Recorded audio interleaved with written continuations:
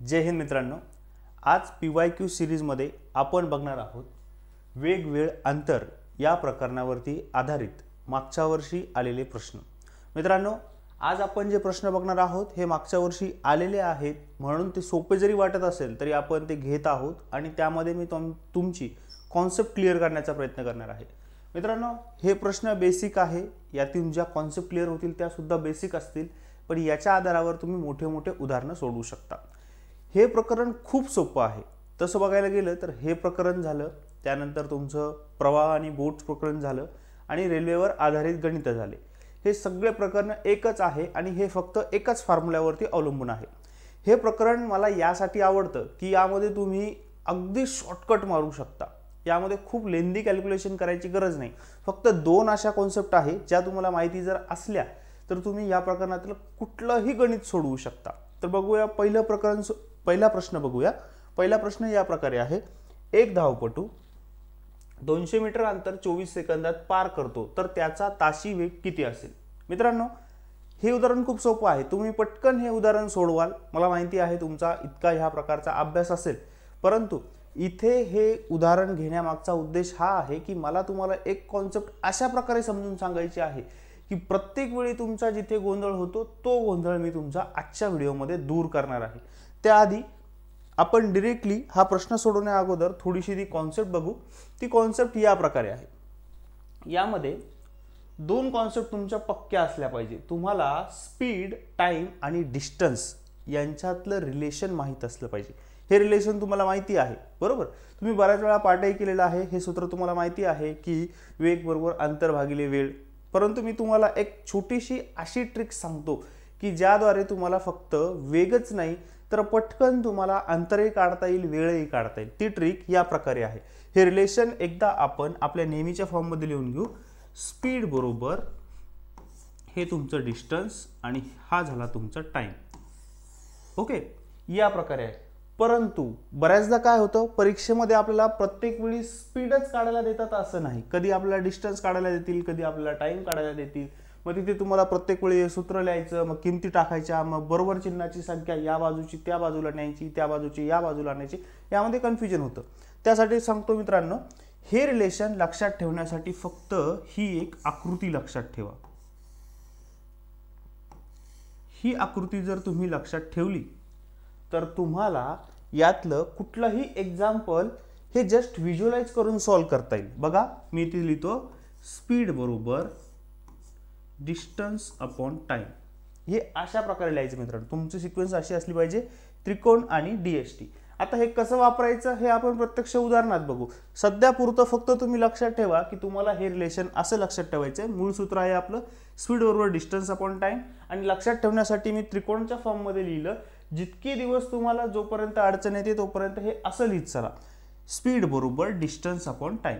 Okay, त्यानंतर आता दुसरी कॉन्सेप्ट यामध्ये काय होतं, यामध्ये दोन प्रकारचे तुम्हाला स्पीड दिलेले असतात। एक असतो स्पीड तुमचा मीटर पर सेकंद मध्ये आणि दुसरा असतो किलोमीटर पर आवर मध्ये। आता होतं काय, उदाहरणांमध्ये तुम्हाला मीटर पर सेकंद देतात आणि विचारतात किलोमीटर पर आवर। कधी कधी किलोमीटर पर आवर देतात आणि विचारतात मीटर मध्ये। मग अशा वेळेस काय होतं, अशा वेळेस आपल्याला त्यातला कन्व्हर्जन फॅक्टर माहित असला पाहिजे। आता तो कन्व्हर्जन फॅक्टर खूप सोपा आहे। बघा, मीटर पर सेकंदचं किलोमीटर पर आवर करण्यासाठी मीटर पर सेकंदला 18/5 ने गुणायचं आहे, बरोबर? हे झालं पहिल्यासाठी। आणि दुसरं, किलोमीटर पर आवरला मीटर पर सेकंद मध्ये कन्वर्ट करण्यासाठी किलोमीटर पर आवरला तुम्हाला गुणायचंय। हे 18/5 ने गुणलं तर इथे असेल 5/18 ने गुणायचं। या दोन गोष्टी लक्षात ठेवा मित्रांनो, एक हे रिलेशन आणि हे कन्व्हर्जन फॅक्टर। हे दोन जर तुमच्या लक्षात आले तर ह्या प्रकरणात आता शिकवण्यासारखं काही उरलं नाही। आता आपण डायरेक्टली एक्झाम्पल वरती जाऊ। हे एक्झाम्पल तुम्ही ज्यावेळेस बघाल त्यावेळेस तुमच्या लक्षात येईल। आता आपण प्रत्येक वेळी मी तुम्हाला हे अशा प्रकारे लिहून दाखवेल आणि कसं वापरायचं तेही दाखवेल, आणि सोबत हे सुद्धा मी वापरून दाखवेल। बघूया पहिलं एक्झाम्पल। एक धावपटू 200 मीटर अंतर 24 सेकंदात पार करतो तर त्याचा ताशी वेग किती असेल। मित्रांनो, ज्या वेळेस या प्रकरणावर उदाहरण येतं त्या वेळेस तुम्हाला ते एकच सूत्र वापरायचं असतं आणि ते सूत्र म्हणजे स्पीड बरोबर डिस्टन्स अपॉन टाइम। मग आता या सूत्रामध्ये किती गोष्टी आहेत, या सूत्रामध्ये तीन गोष्टी आहेत। स्पीड आहे, डिस्टन्स आहे, टाइम आहे. मग शाब्दिक उदाहरण तयार कसं होतं? 3 पैकी 2 गोष्टी देतात आणि एक गोष्ट काढायला सांगतात. ठीक आहे. मग ह्या एक्झाम्पलमध्ये आपल्याला काय करायचं? अशा प्रकारचं एक्झाम्पल आलं की तुमचा वर्कफ्लो असा असला पाहिजे. एकदा 3 पैकी कोणकोणत्या गोष्टी दिल्या आहेत त्या लिहून काढायच्या आणि मग तिसरी गोष्ट तुम्हाला शोधायची. ठीक आहे. आता बघा, एक धावपटू 200 मीटर अंतर. बघा, मग मी काय करणार? सगळ्यात अगोदर माझं जे सूत्र आहे ते या फॉर्ममध्ये लिहिणार. सॉरी, हे सूत्र आपल्या फॉर्ममध्ये ट्रायंगल फॉर्ममध्ये लिहिणार. हा झाला तुमचा स्पीड, हे झालं तुमचं डिस्टन्स आणि हे झालं तुमचं टाइम. आता काय करू मित्रांनो? उदाहरणामध्ये दिलेली किमती यामध्ये लिहू. आपल्या किती आहे? धावपटू 200 मीटर अंतर. अंतर म्हणजे काय दिलं तुमचं? डिस्टन्स दिलं. डिस्टन्स किती दिलेलं आहे? 200 मीटर. ठीक आहे. त्यानंतर किती सेकंदात पार करतो? 24 सेकंदात. म्हणजे वेळ दिलाय टी बरोबर 24 सेकंद. हा, आता त्यांनी आपल्याला काय विचारलं? ताशी वेग विचारलेला आहे. आता बघा, इथे मीटर पर सेकंद दिलं आणि विचारताना तासी वेग दिला. तर एकदा काय करू आपण? मीटर पर सेकंद मध्ये वेग काढून घेऊ आणि मीटर पर सेकंदचा वेग आला की त्याला तासात कन्वर्ट करू. मग आता आपलं सूत्र काय होईल? आपलं सूत्र आपल्याला काय सांगतं? स्पीड बरोबर डिस्टन्स अपॉन टाइम. मी हे असं का लिहिलं? तुम्हाला हे आत्ता कळणार नाही. तुम्हाला हे अशा वेळेस कळेल ज्या वेळेस याचा प्रत्यक्ष उपयोग खूप चांगल्या प्रकारे केला जाईल. आता सध्यासाठी फक्त असंच ठेवा. तर बघा, स्पीड बरोबर काय आहे आपलं सूत्र? स्पीड बरोबर डिस्टन्स अपॉन टाइम. किमती टाका. 200 भागिले 24. आता याला सॉल्व करायचं आहे मित्रांनो. याला सॉल्व करण्यासाठी तुम्हाला भाग द्यावा लागेल. कितीचा भाग देता येते? भाग द्या किंवा याला ह्या संख्या छोट्या छोट्या करत चला. हे होईल 100 भागिले 12, हे होईल 50 भागिले 6 आणि हे होईल 25 भागिले 3. आता तुमचा जो स्पीड आलेला आहे तो आहे 25 मीटर प्रत्येक 3 सेकंदाला. आता त्यांनी आपल्याला विचारलेलं कशामध्ये? त्यांनी आपल्याला विचारलेलं तासी वेग.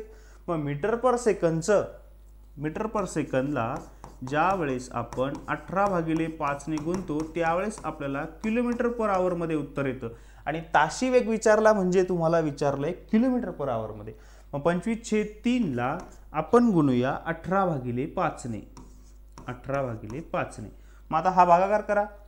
ह्या 25 ला या 5 ने भाग जाईल. 5 × 5 5 × 5 25. ठीक आहे. आणि ह्या 3 ने 18 ला भाग जाईल. 6 चा भाग जातो. मग आपल्याकडे उरलं 5 × 6 आणि हे होतात 30. याचं युनिट येईल किलोमीटर पर आवर.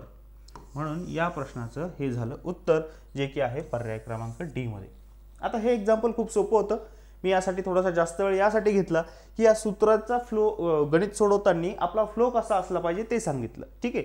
आता आपण ज्यावेळेस पुढचे गणित बघू ना त्यावेळेस गोष्टी तुम्हाला सोप्या होत जातील. बघा, नेक्स्ट एक्झाम्पल. एक रेल्वे ताशी 40 किलोमीटर प्रति तास वेगाने धावते. तर ती रेल्वे 1560 मीटर अंतर किती सेकंदात पार करेल? पुन्हा काय करायचं? पुन्हा आपलं सूत्र लिहून घ्या. आपलं सूत्र या प्रकारे आहे. Speed is equal to distance upon time. ठीक आहे. आता यातल्या किमती लिहून घ्या. एक रेल्वे ताशी 40 किलोमीटर प्रति तास वेगाने धावते. आता खूप मुलांचं एक कन्फ्युजन होतं ते सांगतो.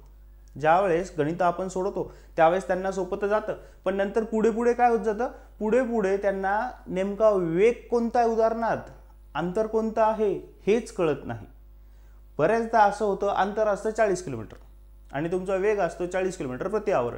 मग घाईघाईमध्ये त्यांना कळत नाही की नेमका वेग कोणता आहे आणि अंतर कोणतं आहे. वेळ तर कळतो कारण की वेळ असतो तासामध्ये, सेकंदामध्ये, मिनिटामध्ये, पण तुमचा वेग आणि अंतर या दोन्ही गोष्टीमध्ये किलोमीटर असतं. तर लक्षात असं ठेवायचं मित्रांनो, जो वेग असतो त्याच्यात एकतर तासी म्हणलेलं असतं किंवा किलोमीटर पर आवर असं म्हटलेलं असतं किंवा मीटर पर सेकंद असं म्हटलेलं असतं आणि जे अंतर असतं ते फक्त किलोमीटरमध्ये असतं, त्याला आणखी काहीही जोडलेलं नसतं. ठीक आहे.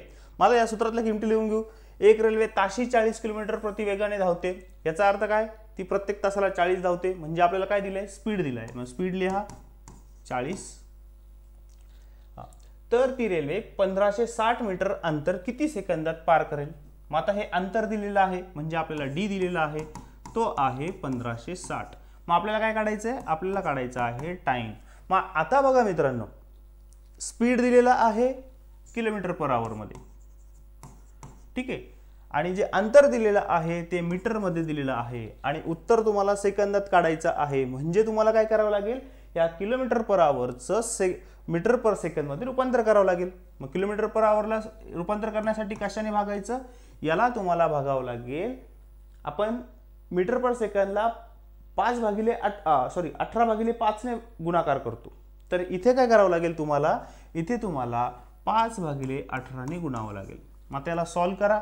हे तुमचं होईल 20, हे तुमचे होतील 9 आणि हे तुमचे ओव्हरऑल झाले 100/9 मीटर पर सेकंद. आता ह्या किमती अशाच राहू द्या. आता आपल्याला टाइम काढायचा आहे. बघा मी तुम्हाला सांगितलं होतं की ह्या ट्रायंगलचा उपयोग कसा करायचा. आता तुम्हाला काय शोधायचं आहे, आता तुम्हाला ट्रायंगल शोधायचं आहे. मग ट्रायंगल शोधला, मग ट्रायंगलचं आता तुम्हाला काय शोधायचं आहे, टाइम शोधायचं आहे. मग टाइमचं सूत्र काय आहे, टाइमचं सूत्र बघा इथले ते तयार होतं. जसं स्पीड बरोबर डिस्टन्स अपॉन टाइम होतं ना मित्रांनो, तसं टाइम बरोबर डिस्टन्स अपॉन स्पीड होईल. मग हे झालं तुमचं डिस्टन्स अपॉन स्पीड. मग आता लिहा डिस्टन्स किती आहे तुमचं 1560 मीटर, हे झाले 1560 भागिले तुमचा स्पीड किती आहे 100/9, हा 100/9 असा लिहिला. आता बघा हे सॉल्व कसं करायचं. 1560 तुमचा जशाच तसा राहील, हा 100 इथं राहील आणि हा भागाकारात असणारा 9 गुणाकारात जाईल. हा 0 कॅन्सल, हा 0 कॅन्सल. 156 गुणिले 9/10. आता हे होईल तुमचं 15.6 गुणिले 9. तुम्ही ज्या वेळेस हे सोडवाल त्यावेळेस हे येईल 140.4. हे तुम्हाला अपूर्णांकाचा गुणाकार करता यायला पाहिजे. ठीक आहे. आता इथे मी याचा वापर कसा केला बघा. स्पीड काढायचा तर डिस्टन्स अपॉन टाइम, टाइम काढायचा तर डिस्टन्स अपॉन स्पीड. आता ज्यावेळेस डिस्टन्स काढायचा असेल त्यावेळेस स्पीड गुणिले टाइम असा असेल. ट्रायंगलचा वापर असा होतोय. ठीक आहे. आता बघूया नेक्स्ट एक्झाम्पल. ताशी 72 किलोमीटर वेगाने जाणारी गाडी एका सेकंदात किती मीटर जाते. असं एक्झाम्पल आहे ना मित्रांनो, की ह्या एक्झाम्पलमध्ये एक कॉन्सेप्टच क्लिअर होऊन जाते. बघा ताशी किती जाते गाडी, तिचा स्पीड दिलेला आहे किती 72 किलोमीटर पर आवर. आणि तुम्हाला काय करायचं आहे, एका सेकंदात किती जाते हे काढायचं आहे. मग आता एका सेकंदात किती जाते हे जर काढायचं असेल तर मित्रांनो काय करावं लागेल, तर लक्षात घ्या ज्यावेळेस स्पीड किलोमीटर पर आवर मध्ये दिलेला असतो, ज्यावेळेस असं म्हणतात की 72 किलोमीटर प्रति तास वेगाने गाडी जाते, त्यावेळेस तिचा एका तासात ती अंतर किती पार करते, तर ती 72 करते. मग ज्यावेळेस मीटर पर सेकंद मध्ये तुम्हाला स्पीड दिलेला असतो त्यावेळेस ती एका सेकंदात जितका अंतर पार करते ना तो असतो तिचा स्पीड. ठीक आहे. मग आता बघा, आता 72 किलोमीटर पर आवर आहे आणि एका सेकंदात आपल्याला काढायचं आहे. मग काय करावं लागेल, किलोमीटर पर आवरला 5/18 ने जर गुणलं तर तुमचं रूपांतर मीटर पर सेकंद मध्ये येईल. मग द्या भाग 18×18=72, 5 गुणिले 4 मीटर पर सेकंद.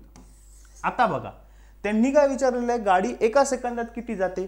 हा जो पर लिहिलेला असतो ना मित्रांनो, पर म्हणजे कसा असा साइन देऊन असं लिहिलेला असतो. याचा अर्थ काय, गाडी तुमची बघा मी इथे पुन्हा लिहितो 20 मीटर पर सेकंद. याचा अर्थ तुमची गाडी एका सेकंदात 20 मीटर अंतर पार करते. हे जे आहे ना पर लिहिलेलं याचा अर्थ असतो 1 सेकंद. हे 72 किलोमीटर पर आवर लिहिलेलं असतं ना, याचा अर्थ असा होतो गाडी तुमची एका तासात 72 किलोमीटर जाते. येथे गाडी तुमची एका सेकंदात 20 मीटर जाते. म्हणून ह्या प्रश्नाचं उत्तर पर्याय क्रमांक डी. ओके. यानंतर बघूया नेक्स्ट एक्झाम्पल. मुंबईहून एक विमान 670 किमी वेगाने 4 तासात दिल्लीला पोहोचते, तर अंतर किती. सिंपल आहे एक्झाम्पल खूप. पुन्हा मी लिहितो हे मी यासाठी लिहितोय की तुमच्या नेहमीचं लक्षात राहावं. बघा हे तुमचं स्पीड बरोबर डिस्टन्स अपॉन टाइम. आता यातल्या किमती ज्या आहेत त्या शोधा. एक विमान किती वेगाने जाते, ताशी 670, म्हणजे तुमचा स्पीड दिलेला आहे किती आहे 670. त्यानंतर किती तासात जातं, 4 तासात, म्हणजे तुमचा वेळ दिलेला आहे 4 तास. आणि तुम्हाला काय शोधायचं आहे बघा, 3 पैकी 2 गोष्टी दिलेल्या असतात, तिसरी गोष्ट शोधायची आहे. तुम्हाला शोधायचं आहे डिस्टन्स. मग डिस्टन्स कसं शोधणार, तर ह्या दोघांचा गुणाकार. बघा ट्रायंगल आपण असा वापरतो, ट्रायंगलचा उपयोग असा आहे. मग करा 670 गुणिले 4. हा हे कसं होईल, 4 0 0, 7 चौक 28, 2 आले 6 चौक 24 आणि 2 26, 2680 किलोमीटर. म्हणून पर्याय क्रमांक 1 हे हे झालं या प्रश्नाचं उत्तर. ओके, 670. हे ट्रायंगलचा वापर लक्षात घ्या, यासाठी मी मॅक्सिमम एक्झाम्पल घेतो आहे. नेक्स्ट एक्झाम्पल, एक मोटार 100 मीटर अंतर 6 सेकंदामध्ये कापते, तर तिचा ताशी वेग किती आहे? कसं सोडवणार? पुन्हा आपला ट्रायंगल काढून घ्या. हा झाला तुमचा ट्रायंगल. हे लक्षात राहत नाही तोपर्यंत असं काढून घ्या. स्पीड बरोबर डिस्टन्स अपॉन टाइम. ठीक आहे. हां, आता अंतर किती दिलेलं आहे? 100 मीटर अंतर, म्हणजे हे दिलेलं आहे तुमचं 100 मीटर. त्यानंतर किती सेकंदात पार करते? 6 सेकंदामध्ये. तुम्हाला काय शोधायचं आहे? वेग शोधायचा आहे. मग स्पीड बरोबर काय आहे? Distance upon time. मग हे झालं तुमचं एस बरोबर 100/6. हे किती झालं तुमचं? 50/3. ठीक आहे. आता आपल्याला काय करायचं आहे? हे जे आलेलं आहे ना मित्रांनो, हे आलंय मीटर पर सेकंदमध्ये. त्यांनी आपल्याला ताशी वेग विचारलेला आहे. मग मीटर पर सेकंदचं तुम्हाला किलोमीटर पर आवर करायचं असेल तर कितीने गुणावं लागेल? तुम्हाला गुणावं लागेल 18/5 ने. म्हणून हे झालं तुमचं 18/5. इथे भाग द्या. ह्या 3 ने भाग गेला, 6चा भाग जातो, 5 ने भाग गेला, 10चा भाग जातो.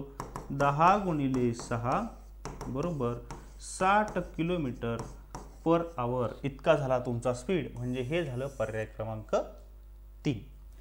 हे एक्झाम्पल सोपे आहेत. फक्त यातून छोट्या छोट्या कॉन्सेप्ट क्लिअर होत आहेत. मला तुम्हाला हे ट्रायंगल समजून सांगायचं आहे. हे जसं जसं आपण पुढे जातोय तसे आता हार्ड एक्झाम्पल येत जातील, पण ते सुद्धा यासारखे सुटले जातात. ठीक आहे. बघा, 40 किलोमीटर प्रति तास वेगाने वाहन चालल्यास 240 किलोमीटर अंतर जाण्यास किती वेळ लागेल? खूप सिंपल आहे. बघा, ट्रायंगल काढा. इथं लिहा स्पीड, इथं लिहा डिस्टन्स, इथं लिहा टाइम. हां, 40 किलोमीटर प्रति तास वेगाने, वेग किती आहे? 40. इथं लिहिला 40. 240 किलोमीटर जायचंय, हे झालं तुमचं डिस्टन्स. किती वेळ लागेल? आता टाइम कसा काढणार मित्रांनो? हा टाइम आहे. डी आणि एस उरला. D/S म्हणजे टाइम. म्हणून आपण टाइम बरोबर हा इथला डी घेतला 240 आणि हा 40 घेतला. भाग द्या, 6चा भाग जातो, याला लागेल 6 तास इतका वेळ. माझ्या मते आता सोपे एक्झाम्पल संपले असतील. आता आपण थोडेसे हार्ड एक्झाम्पलकडे जाऊ. हां, आता बघा, एक मोटरसायकल 5 तासात 120 किलोमीटर जाते, तर त्याच वेगाने ती मोटरसायकल 9 तासात किती अंतर कापेल? ह्या एक्झाम्पलसाठी सोडवण्याच्या खूप वेगवेगळ्या ट्रिक्स आहेत, खूप वेगवेगळे प्रकार आहेत. पण मी सांगतो, कुठल्याही प्रकरणाचा जर तुम्ही एक स्ट्रक्चर जर तयार करून घेतलं ना, तर एक्झाम्पल त्यामध्ये जर सोडवतो तुमची कॉन्सेप्ट पण क्लिअर होते आणि वेगवेगळ्या गोष्टी लक्षात ठेवण्याची गरज पडत नाही. बघा, मी पुन्हा तेच करतो. Speed, distance, time. हां, एक मोटरसायकल 5 तासात 120 किलोमीटर जाते. बघा, 5 तास कुठे तुमचे? हे झालं तुमचं 5. अंतर किती आहे?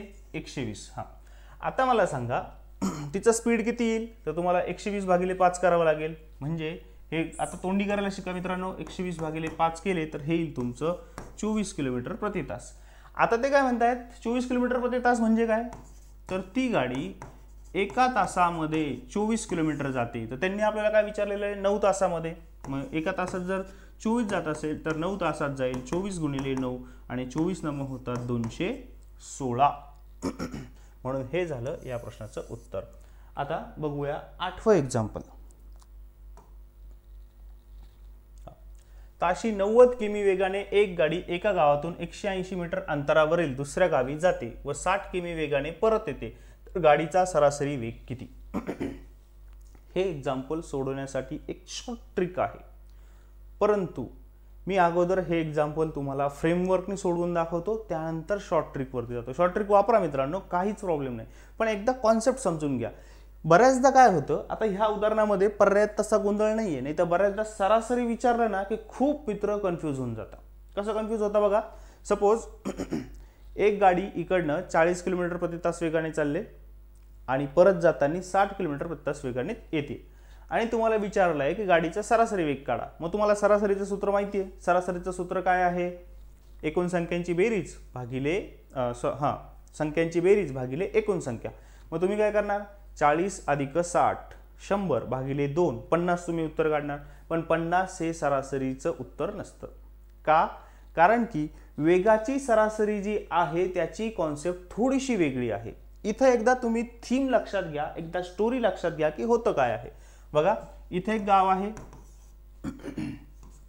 इथे एक गाव आहे. या दोन गावातलं अंतर 180 किलोमीटर आहे।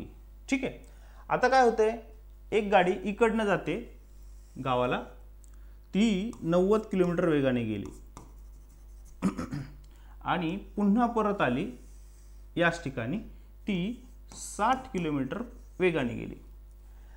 आता तुम्हाला असं विचारलंय की गाडीचा हा स्पीड 90 आहे आणि येण्याचा स्पीड 60 आहे, तर गाडीचा सरासरी स्पीड किती असेल?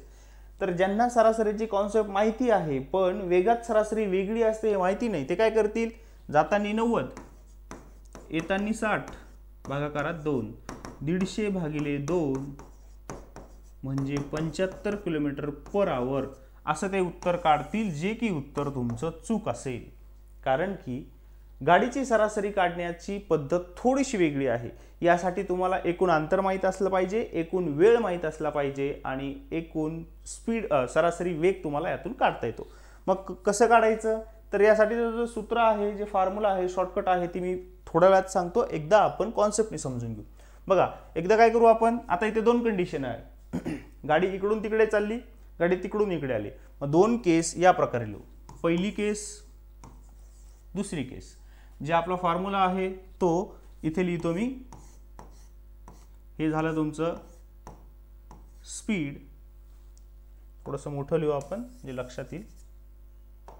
हां, बघा, हा झाला तुमचा स्पीड, हा झाला डिस्टन्स आणि हे झालं टाइम। दुसऱ्या केसमध्ये पण सेम, स्पीड, हे डिस्टन्स आणि हे टाइम। आता किमती टाकू, बघा, ताशी 90 किलोमीटर वेगाने चालली, पहिल्या केसमध्ये कितीने गेली, ती 90 ने गेली, आणि किती अंतरावर गेली, 180 किलोमीटरवरती गेली। आता परत येताना काय झालं, ती 60 किलोमीटरने आली। ठीक आहे, किती अंतर गेली, पुन्हा परत आली, जाताना 180 असेल तर येताना पण 180 असेल। आता मला सांगा, इथे आपल्याला टाइम शोधता येईल का? तर शोधता येईल। टाइम बरोबर काय असतं, डिस्टन्स अपॉन स्पीड असतो, मग 180 भागिले 2 म्हणजे इथे तिला 2 तास इतका वेळ लागला जाताना। ठीक आहे, येताना किती वेळ लागला, 180 किलोमीटर 60च्या स्पीडने गेले, टाइम बरोबर काय, डिस्टन्स अपॉन स्पीड, मग 180 भागिले 60, इथे तिला 3 तास वेग लागला। आता बघा, सरासरी वेग कसा काढला जातो, तर सरासरी वेग काढण्याचं सूत्र काय आहे, एकूण अंतर भागिले एकूण वेळ। इथे पण तेच सूत्र आहे बघा, सरासरी वेग म्हणजे काय, डिस्टन्स अपॉन टाइम, मग आपण असं लिहिलं स्पीड बरोबर डिस्टन्स अपॉन टाइम। आता मला सांगा, या केसमध्ये डिस्टन्स किती असेल, जाताना 180 गेली, येताना 180 गेली, म्हणजे 180 हे झालं तुमचं डिस्टन्स 360 किलोमीटर। ठीक आहे, आता वेळ किती लागला, टाइम किती आहे, इथे 2 तास लागले, इथे 3 तास लागले, म्हणजे एकूण 5 तास वेळ लागला। याला सॉल्व करा, 360 भागिले 5, मी याला असं लिहितो, तुम्ही वेगळ्या प्रकारे सॉल्व करू शकता आणि तुमचं उत्तर काढू शकता। 720 भागिले 10 म्हणजे 72 किलोमीटर पर आवर, हे झालं तुमच्या या प्रश्नाचं उत्तर। हे झालं आपल्या रेग्युलर मेथडने। आता ही मेथड यासाठी मी तुम्हाला समजून सांगितली की इथं तुम्हाला कळायला पाहिजे की ॲव्हरेजमुळे नेमका फरक का होतो, का आपलं उत्तर 75 का नाही आलं, आपलं उत्तर हे 72 का आलं, कारण की इथे तुम्हाला डायरेक्ट स्पीडची बेरीज करून त्याला भागिले 2 करून जमणार नाही। इथे तुम्हाला एकूण अंतर घ्यावा लागेल आणि एकूण वेळ घ्यावा लागेल। ठीक आहे, आता बघा याचा शॉर्टकट काय आहे, याचा शॉर्टकट एकदम सोपा आहे। याचा शॉर्टकट आपण इथे लिहू, काय करायचं, काढण्यासाठी 2 करायचे, 2 गुणिले पहिला स्पीड गुणिले दुसरा स्पीड भागिले दोन्ही स्पीडची बेरीज। हे किती झाले, हे 2 गुणिले 90 गुणिले 6, हे असेच राहू देतो थोड्या वेळासाठी, आणि भागिले हे झाले 150। याला सॉल्व करा, याचा 0 गेला, याचा 0 गेला, हे झाले 15 सकी 90, आपल्याकडे उरले 2 गुणिले 6 गुणिले 6, हे होतात 6 दुने 12 आणि 12 सक 72। हे या प्रकारे सुद्धा सॉल्व केल्या जातं। ठीक आहे, ही तुमची सेकंड मेथड आहे, शॉर्टकट मेथड आहे, आणि ही तुमची रेग्युलर मेथड आहे। पण मला असं म्हणायचंय की जर तुम्हाला खरोखरच जर गणित शिकायचं असेल तर फक्त इतकं माहित असून उपयोग नाही। कधी कधी तुम्हाला यातली एखादी अशी गोष्ट विचारली जाऊ शकते की जी गोष्ट तुम्हाला यातूनच काढता येईल। ठीक आहे, बघूया नेक्स्ट एक्झाम्पल। मंगेश 240 किलोमीटर अंतर 8 तासात गेला, येताना त्याला ते अंतर 5 तासात कापायचे असल्यास त्याचा वेग किती प्रति तासने वाढवावा लागेल, किती किलोमीटर प्रति तासने वाढवावा लागेल. बघा ह्या एक्झाम्पलमध्ये सुद्धा शॉर्टकट आहे, ह्या एक्झाम्पलमध्ये सुद्धा कॉन्सेप्ट आहे. मी तुम्हाला जो फ्रेमवर्क सांगतोय, जे स्ट्रक्चर सांगतोय ना, त्या स्ट्रक्चरने एक्झाम्पल एकदम सोपं सुटतं. बघा ज्या वेळेस आहे ना एकदा असं घडतं आणि एकदा तसं घडतं, असं होतं ना, त्यावेळेस 2 केस मांडायच्या. पहिली केस काय तुमची, ही झाली तुमची पहिली केस, ही झाली तुमची दुसरी केस. चला आपला फॉर्म्युला टाका. आपला फॉर्म्युला या प्रकारे आहे, speed is equal to distance upon time. इथे पण आपला फॉर्म्युला असा आहे, speed is equal to distance upon time. चला सूत्र टाका. मंगेश 240 किलोमीटर अंतर, डिस्टन्स किती आहे 240, किती तासात गेला 8 तासात गेला पहिल्या केसमध्ये, आणि येताना त्याला 5 तासात कापायचं. किती अंतर आहे, अंतर सेम आहे 240, 5 तासात कापायचं. आता स्पीड काढता येईल बरोबर. स्पीड म्हणजे काय, डिस्टन्स अपॉन टाइम आहे. मग 240 भागिले 8 किती झालं, हे झालं 30. म्हणजे त्याचा जातानाचा स्पीड 30 किलोमीटर प्रति तास होता. आता येताना स्पीड किती आहे त्याचा 240. स्पीड बरोबर काय, स्पीड बरोबर डिस्टन्स अपॉन टाइम, 240 भागिले 5 म्हणजे हे झालं तुमचं 48. आता बघा त्याचा जातानाचा वेग 30 होता आणि त्याला 5 तासात अंतर कापायचं होतं, म्हणून त्याचा वेग आता 48 झाला. मग त्यांनी काय विचारले आपल्याला, त्याचा वेग कितीने वाढवावा लागेल. मग अगोदर किती होता 30 होता, आता किती झाला 48. म्हणजे त्याला त्याच्या स्पीडमध्ये 18ने प्लस करावं लागेल, त्यावेळेस तो ते अंतर 5 तासात कापेल. कळालं. म्हणून हे झालं या प्रश्नाचं उत्तर, पर्याय क्रमांक डी. ठीक आहे, खूप सोपं आहे, फक्त तुम्हाला असं व्हिज्युअलाइज करता यायला पाहिजे. ठीक आहे, बघूया लास्ट एक्झाम्पल. 2 गाड्याच्या वेगाचे गुणोत्तर 7 तास 8 आहे. जर दुसरी गाडी 400 किलोमीटर अंतर 4 तासात पार करत असेल तर पहिल्या गाडीचा वेग किती. हे पण एक्झाम्पल तसंच सुटतं. बघा पुन्हा काय केलंय, 2 गाड्या दिल्या, म्हणजे किती केस येतील, 2 केस येतील. पहिली केस मांडू इथे, दुसरी केस इथे मांडू. चला लिहू आपला नेहमीचा फॉर्म्युला, स्पीड बरोबर डिस्टन्स अपॉन टाइम. इथे पण लिहू स्पीड बरोबर डिस्टन्स अपॉन टाइम. चला पहिल्या केसमध्ये काय म्हटले, 2 गाड्यांच्या वेगाचे गुणोत्तर 7 तास 8 आहे. बघा वेगाचं गुणोत्तर दिलेलं आहे 7 तास 8. मग इथे काय म्हणतो मी, याचा वेग मी थोड्या वेळासाठी 7 असा मानतो आणि याचा वेग 8 असा मानतो. का मांडलं, गुणोत्तर दिलेले 7 तास 8, जे गुणोत्तर दिले तेच मांडून टाकलं. ठीक आहे. आता जर दुसरी गाडी 400 किलोमीटर अंतर 4 तासात पार करत असेल, दुसरी गाडी म्हणजे ही गाडी, किती अंतर आहे 400, वेळ किती आहे, वेळ दिलेला आहे तुम्हाला टी बरोबर 4 तास. तर पहिल्या गाडीचा वेग किती. आता पहिल्या गाडीचा वेग विचारलेला आहे. आता एकदा आपण दुसऱ्या गाडीमध्ये ज्या ज्या 3 गोष्टी दिलेल्या आहेत त्या घेऊ. हे तुम्हाला 8 काय दिलेले आहे, गुणोत्तर दिलेलं आहे. ही ऍक्च्युअली संख्या नाही, पण आपण ही मांडलेली आहे. मला सांगा, जर तुमच्याकडे डिस्टन्स असेल, जर तुमच्याकडे टाइम असेल, तुम्हाला स्पीड काढता येईल का. ऑब्विसली काढता येईल. कसा काढा, डिस्टन्स भागिले टाइम, 400 भागिले 4, म्हणजे ह्या गाडीचा स्पीड झाला 100 किलोमीटर पर आवर. ठीक आहे. मग आता इथे बघा, इथं कॉन्सेप्ट कशी रिलेट करता येते. आपण किती मानले होते 8, पण त्यांची किती आहे 100. मग आपण असं म्हणू शकतो का की माझे 8 म्हणजे त्यांचे 100, तर माझे 7 म्हणजे त्यांचे किती. यस, असं म्हणू शकतो. मग आपण असं म्हणू 8 म्हणजे 100 तर 7 म्हणजे किती. कसं सोडवणार, याला सोडवण्याची पद्धत या प्रकारे आहे, 7 गुणिले 100 भागाकारात झाले 8. आता ज्यावेळेस तुम्ही बघा 100 भागिले 8 ची किंमत नेहमी 12.5 येते, हे लक्षात ठेवायचं. ठीक आहे. जसं 100 भागिले 4 किती येतात, 100 भागिले 4 25 येतात, तर भागिले 8 केलं म्हणजे अजून अर्ध केलं, म्हणून याची किंमत डायरेक्टली 12.5 लिहून ठेवायची. आणि मी सांगतो हे पाठ करून ठेवा मित्रांनो, 100 भागिले 8 म्हणजे 12.5, हे प्रत्येक ठिकाणी वापरताना हीच किंमत येईल. मग तुमचं येईल 7 गुणिले 12.5, जे की येतं 87.5. हे आहे पर्याय क्रमांक डी. हे झालं या प्रश्नाचं उत्तर. तर आज आपण वेगवेगळे अंतर या प्रकरणातले मागच्या वर्षी आलेले बऱ्यापैकीचे प्रश्न बघितले. यातले काही प्रश्न जे उरलेले आहे ते आपण पुढच्या व्हिडिओमध्ये कव्हर करू. शिवाय मी ज्या तुम्हाला कॉन्सेप्ट सांगितलेले आहे, ह्या 2च कॉन्सेप्टवरती पूर्ण प्रकरण आधारित आहे. मित्रांनो, या प्रकरणावर आधारित जर प्रश्न तुम्हाला सोडवायचे असेल तर आपलं स्टडीवाडी ॲप डाउनलोड करा. त्या ॲपमध्ये तुम्हाला असे बरेच प्रॅक्टिस सेट भेटतील की ज्यामुळे तुमच्या कॉन्सेप्ट क्लिअर होतील. तर आजसाठी इतकंच. भेटूया पुढच्या व्हिडिओमध्ये. जय हिंद.